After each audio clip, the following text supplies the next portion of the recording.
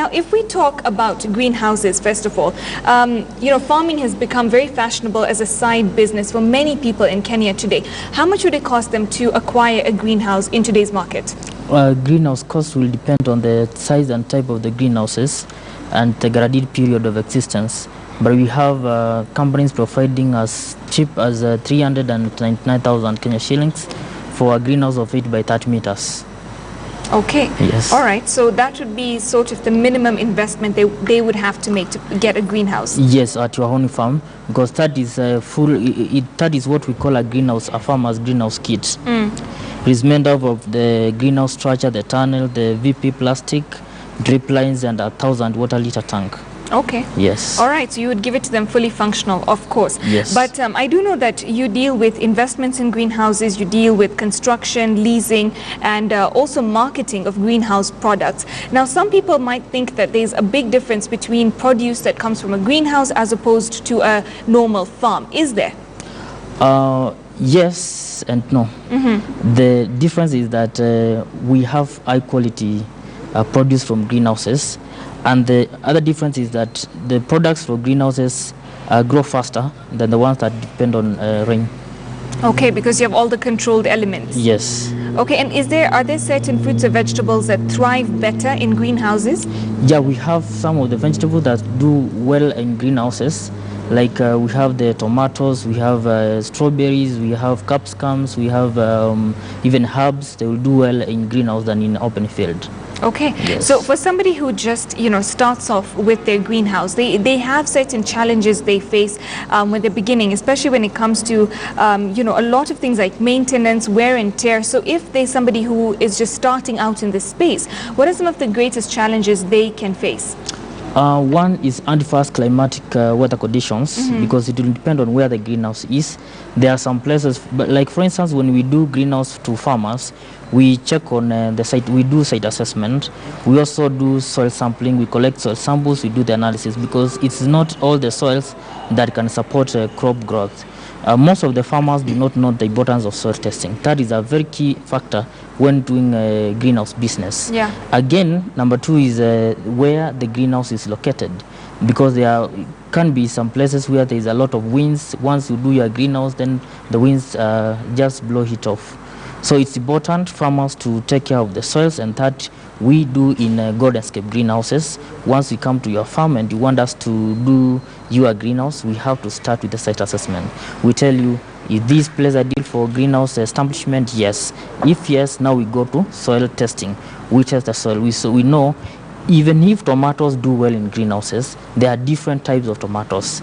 There are, like we have Steve, F1 like me. There is a tomato species called Steve. Okay. We have another one called Anne, and we have others. So we'll tell you, Steve can do well here and not Anne.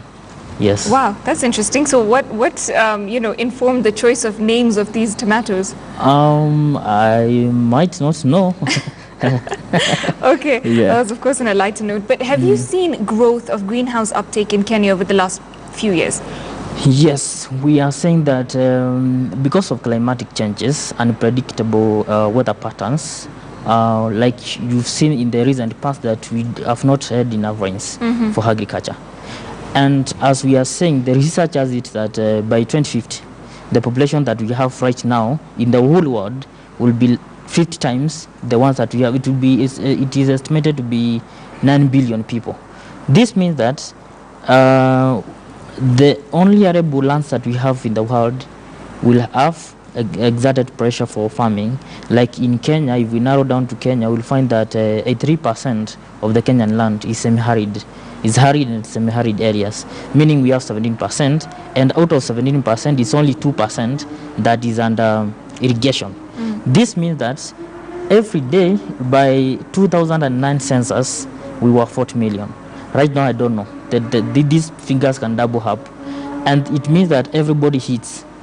For us and for the government to get alternative sources of food supply, we have to think about greenhouses.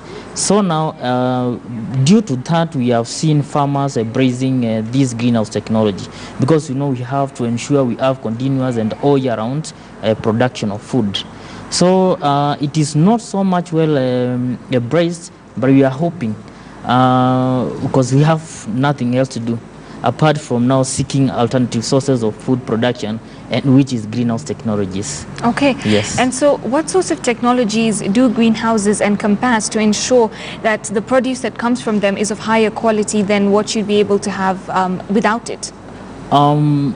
Basically, if we go to definition of a greenhouse, we say that this is just a controlled environment for accelerated crop growth, meaning sunlight, humidity, and carbon dioxide. These are the three factors that contribute to growth of crops. In greenhouse, in an open field, they are not controlled by anybody, but in a greenhouse, they can be controlled. Yes. That's why a greenhouse is made of the plastic cover, and we have the roll-up nests on the sides. Meaning, when the temperatures are high, we can roll up the plastics, and then cool air gets in, and then when it's cold we drop Close them it. and then what is called rented energy is not emitted to the atmosphere. That makes the crops to grow faster. And again, because it is the crops in the greenhouses are not exposed to pesticides, are not exposed to airborne diseases, that makes the crops in the greenhouses grow faster than the ones that are outside the greenhouse. Okay. Yes. And do you see other countries, such as our neighbors, for instance, within the East African region, adopting this technology at a much more rapid rate than us? It is said that Rwanda is somehow far much ahead than us, because it's about adopting the technologies.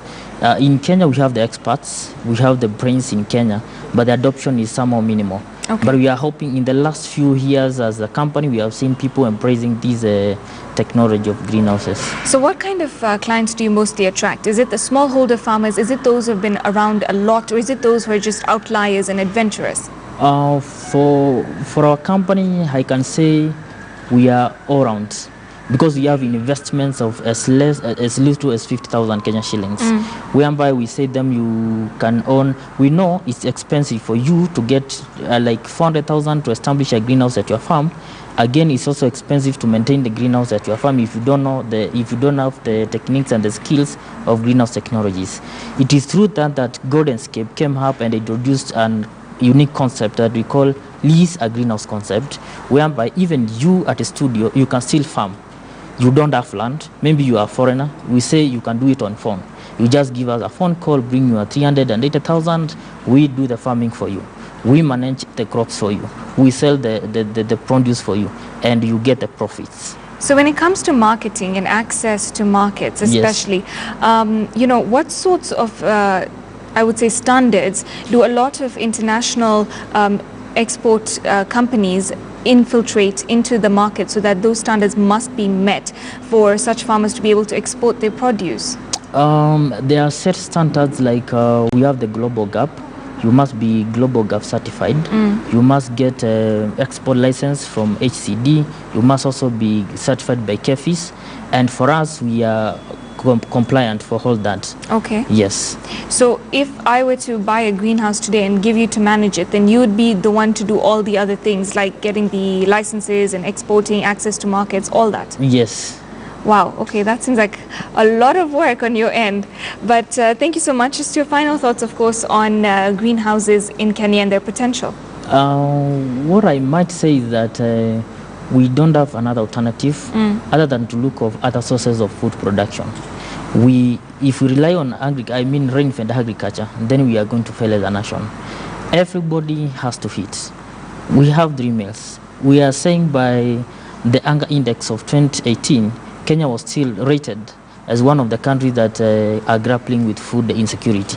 So for us to get ourselves out of food insecurity, then we have to get food supply. And unless now we tap into greenhouse technology, then I don't think as a nation we are going anywhere. We still be crying of food insecurities and every day. So it's one way to ensure that even the Big Four agenda's pillar of food security is met. Yes, it is said that, and it's true, 1 square meter of a greenhouse is 10 times reproductive than an open field farming. Okay. So we can tap into greenhouses. Okay, on that note, we'll wrap up. But thank you for joining us, Steve, and for giving us all that insight. Yes, thank you. All right, well, of